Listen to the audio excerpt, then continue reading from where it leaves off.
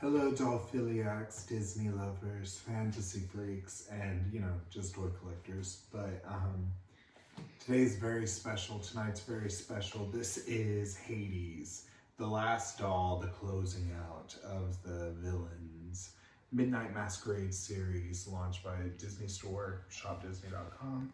And I'm really excited for this doll. I've never really been this excited for a male doll before, but he looks so amazing. I know he's a very polarizing doll. A lot of people were very critical of his collar or his body sculpt in general. I am very excited. Like I said, I think he looks wonderful. I don't have a problem with any of those things. So yeah, we are going to dive into it. This actually came a day earlier. It was supposed to come tomorrow, so this made for a very happy Friday for me. And that's been kind of a pattern with these dolls. For Shop Disney, they've been coming in with UPS sooner rather than later, which is amazing, especially for right now, because it seems like everything is constrained and backlogged. And yeah, so I'm so excited. Here we go. We're gonna get into Hades. Packing material. And okay, so we have the packing slip and promotional material. This wasn't in any of the other dolls, I will say. So we have, it looks like it's holiday Christmas themed. Win a gift basket of products from shopdisney.com. Who doesn't want a gift basket of products from shopdisney.com? I will take it. And here we go. Voila! And one of the main features, adorning features of this collection is the boxes. They're absolutely exquisite. They have this shattered glass type opening for the presentation, and it's absolutely stunning. Full solid black with this iridescent foil outline of the villain themselves and the character. I also wanted to point out that Pain and Panic, the masks are here on the box. It's so amazing. His box does have more blue and green predominantly in the tones, even though it does have all those Roy G. Biv colors to it. But yeah, I absolutely love the boxes. It's one of the main reasons that I decided to go all in and get the entire collection. The art on the back is absolutely stunning. It has these kind of swirly-doos, that Grecian aesthetic from the animated film as well. And you can just see the full artistic rendering for this doll. And I mentioned earlier that the collar is, I don't know if I said crown, but I meant collar. But the collar is a polarizing feature. A lot of people didn't like it. I love it. I love how large it is. But proportionately, it is smaller in the actual artwork. But again, a lot of blue tones, which is very apropos for Hades. And let's get into the actual doll in all of his grandeur. Hades will rule. Oh, yes, a Hades rule. And he is absolutely fantabulous.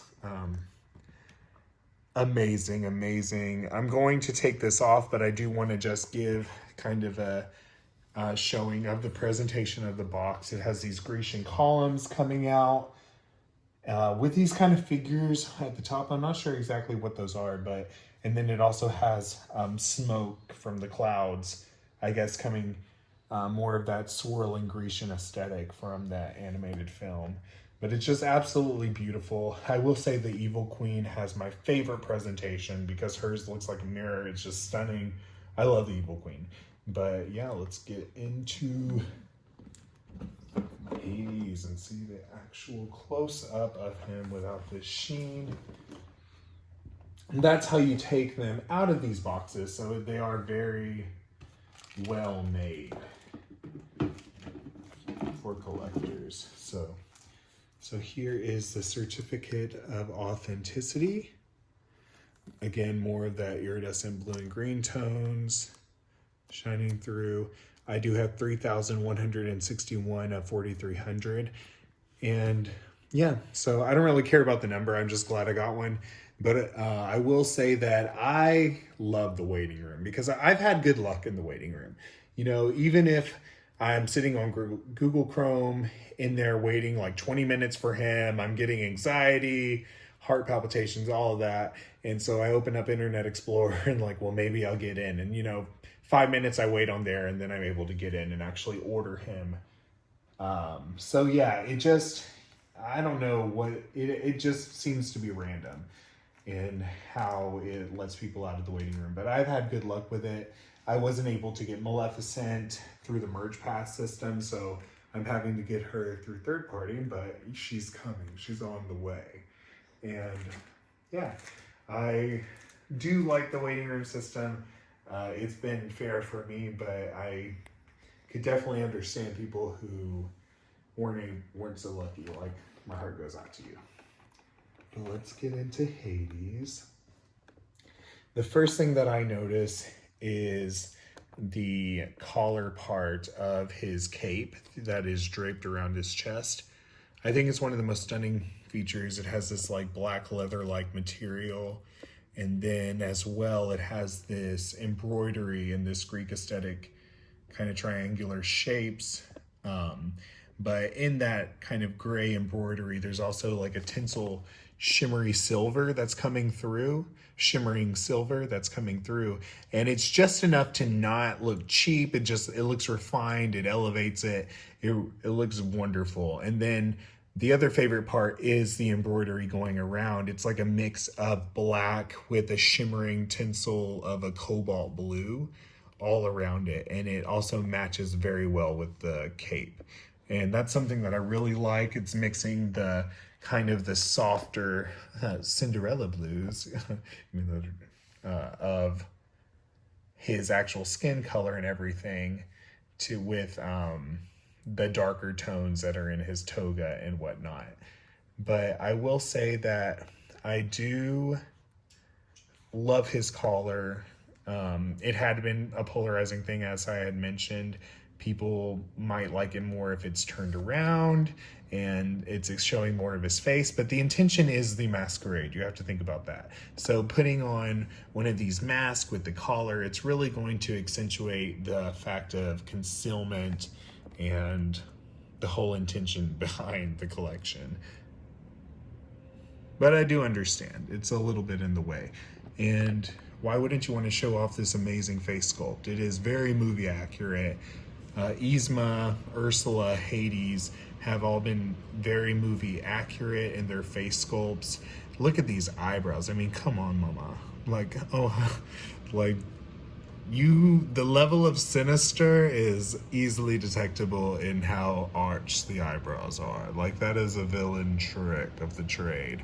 And he is just arched for days, honey. I'm all for it. And he also has his pointed teeth. I love that. It just makes him so much more sinister. He looks evil. He's gloating. Something also that helps pull off that whole gloating, I'm coming into the masquerade feature, is that they gave him this bodybuilder type sculpt. If you look at his guns, like, they're huge. His forearms, everything, his barrel chest. Like, is this Gaston or is this Hades? Like, that is one part, like, you see the face sculpt, but the body is not exactly movie accurate, like, you know, but who knows what was hiding under all the layers of fabric that he was wearing, that we're showing in the animated film. But anyway, I do love this toga. It's a charcoal gray, I would say, and just the way it's draped is absolutely amazing, especially with the gray chains coming across and then going down. I absolutely love that. It accentuates the silhouette and really just makes him look that much more powerful and menacing.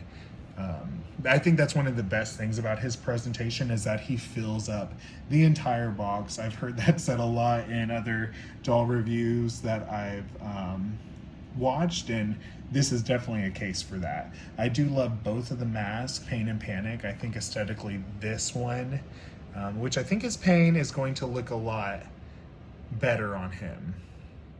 And these are the hand molds I am just dying over. They are amazing.